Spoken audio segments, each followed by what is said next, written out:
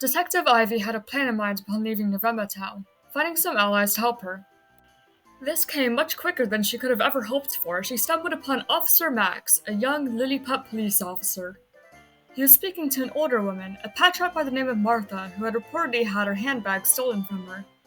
Though this did not pertain to the case that Detective Ivy had initially set her sights upon, it was a case she could possibly help with nonetheless, especially after hearing the officer mention they were short on hands. Upon speaking with them, Ivy quickly learns that the perpetrator is masked and wearing black, making them difficult to identify. However, there were a few coins at the scene, coins that likely fell out of the sweet old woman's handbag when it was taken from her.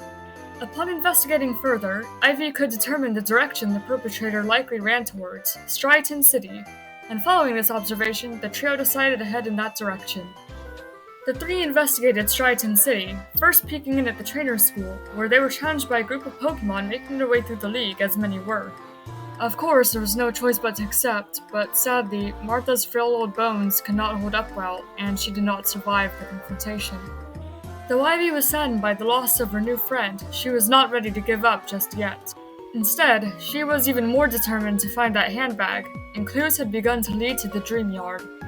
The Dream Yard was overseen by Brooks, a wealthy, pan-poor businessman who held a monopoly over water stones that he refused to use himself, instead opting to sell them for monetary gain. And he only agreed to let the group investigate the Dream Yard if they helped him earn the trio badge from the Stryton City Gym. Confident in their own abilities, the investigation duo accepted. Though it took a lot of training beforehand, especially to catch Brooks up to their level, the Stryton City Gym was ultimately a cakewalk, and they were permitted to investigate the Dream Yard, now having proven their worth. There, they found not only a group of people trying to harness a Muna's dream mist, but the handbag thief himself, the bashful purloined Leo. Instead of arresting him, however, Officer Max came to an agreement with them. If he helped the three take on Team Plasma, the clearly bigger threat, he could escape having to go to prison. And thus, Leo joined the team, and they set their sights on the road ahead.